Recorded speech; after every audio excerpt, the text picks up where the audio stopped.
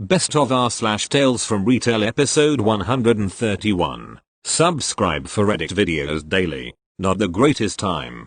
First time posting, and I watch a lot of these online and find them interesting, so I thought I'd give it a shot. Years ago, I used to work in retail at a gas station, in a decently small town in Georgia. I was 19, so young and dumb enough to not believe all the bad in the world with having been through a bit. I got the job due to the company being soft on former or retired military. I had served about a year to a year and a half of active duty with the Navy until I was medically separated. So I started my job, working night shift, cause who doesn't like staying up all night? I had a car pull up into the parking lot and walked in. Myself and a co-worker was there that night. She was a sweet girl, huge heart, and didn't deal with confrontation very well. And these people were out for blood apparently. I'm in the freezer stocking up the sodas and beer when I hear a man get real angry real fast, and I heard some very questionable things come from his mouth. Then I heard my co-worker start crying and she yelled my name. I'd only been there for a few weeks, but I did not, and do not take kindly to bullies. Little backstory about me. I'm on the bigger side, even when I was 19.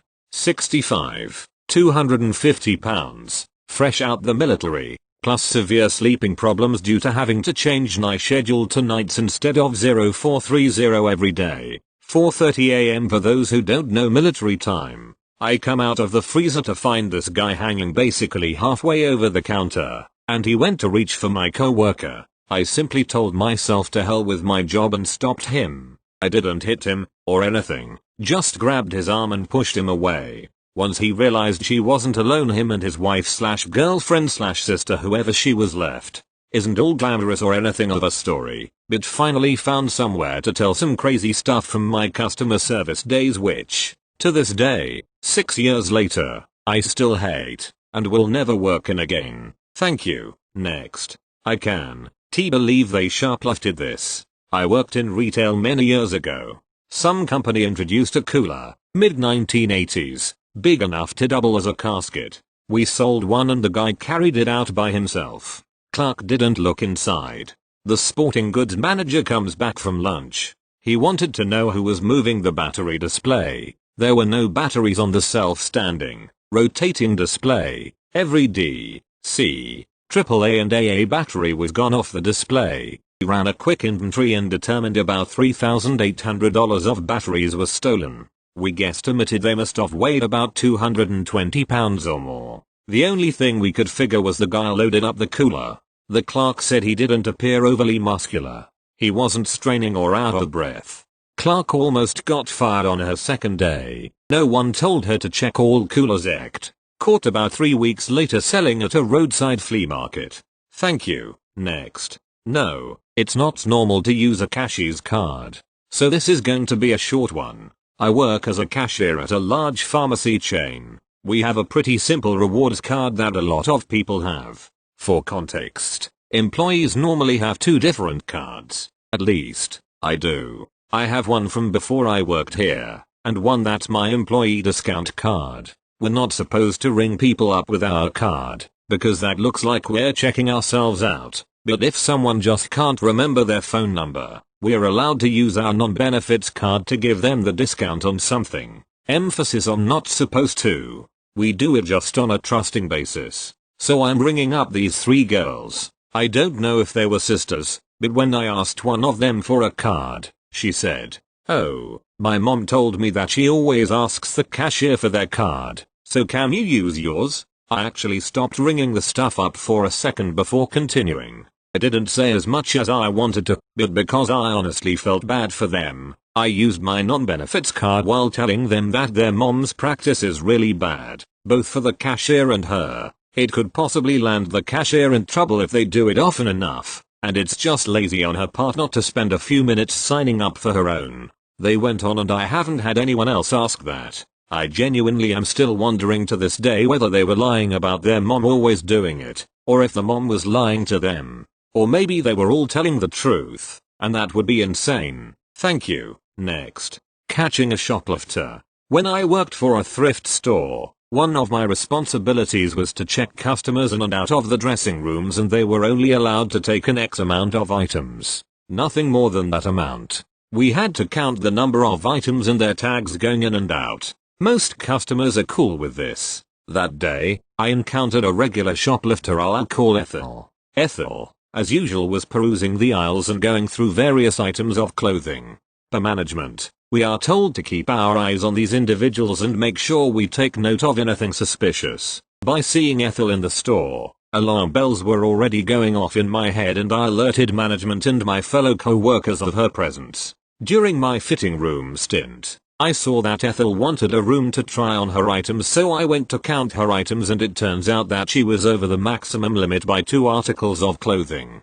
Some or all of those clothes were brand new with tags or were from fancy clothing companies. I explained this to Ethel, only for her to tell me that she had bought the clothes yesterday and was just going to try them on with the other stuff. I instinctively thought that was a load of bull. I had worked the day before and hadn't seen her there, and all the clothes she had were tagged, and she had been hanging out near the new tag section of the store. Most customers would let staff know that any extra items they were bringing in were theirs and wanted to match.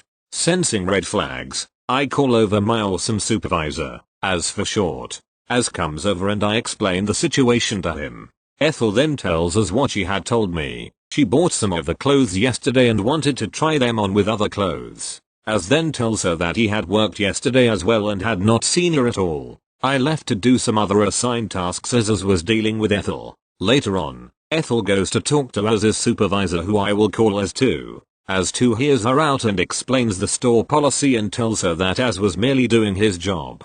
Ethel got frustrated and walked over to the front of the store and started going through a pile of clothing. And then promptly took said pile of clothing, most of it designer stuff and brand new tags, and booked it out of the store. According to management, she is no longer welcome in the store. Thank you. Next. Identification and store credit. When I worked for a popular retail store, policy was that it had to be verified before ringing up a purchase using a card with store credit, as in issued credit from returns, not from actual credit cards. I ended up getting a group of kids who look no older than 20. The total amount of their items for purchase were about $100 to $200 something. In the hand of one of them was an issued card for store credit. I then had to ask the dreaded question, do you have it? Now, ID for store issued credit must be a driver's license, state ID, or passport, and that's it. The person with the matching ID must be present. Apparently, these kids did not have any ID that matched the store issued credit. It is scanned at returns to link the card.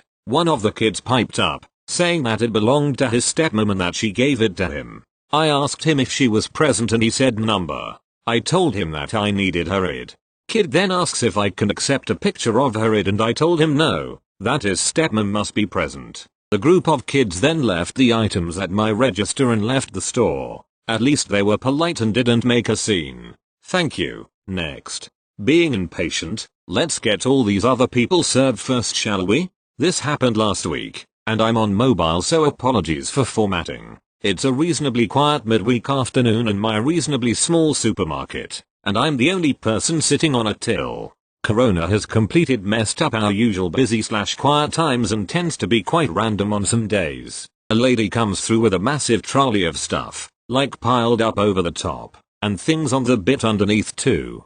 It's about 2/3 different household shopping and she's having to sort it all out. I'm pottering about cleaning my till when she's loading all her things onto the conveyor belt, and then another lady comes along. I'll call her Impatient Lady. Impatient Lady has a full basket, maybe 20 or so items, and decides to unload her shopping on the end of the belt, even though the other lady's trolley was still half full. Now normally if this happens, I'd let the basket come round the front and go first. No sense in the customer waiting, or me just sitting there. But the impatient lady had already put her stuff down and got rid of her basket by the time I noticed she was there. But now there isn't enough room on the belt for the other lady to get all her shopping on, so it's getting piled up. I'm scanning things and shifting the belt forward to make room, and the impatient lady has to keep shoving her shopping backwards. During this time, a couple of other customers have come down to the tills, so I call to open another one.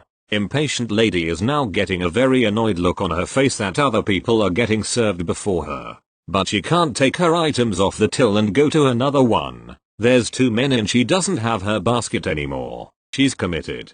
Then a queue starts to form. I call for another till, and another till. And in the end there was about 5 or 6 other people that got served before impatient lady, while she stands there with a face like a smacked ass because she knows it's her own bloody fault for being such an inconvenience. You've got to love a bit of karma. TLDR. Lady is impatient and doesn't allow room for a trolley of shopping. Has to wait longer and watch as other people get served first.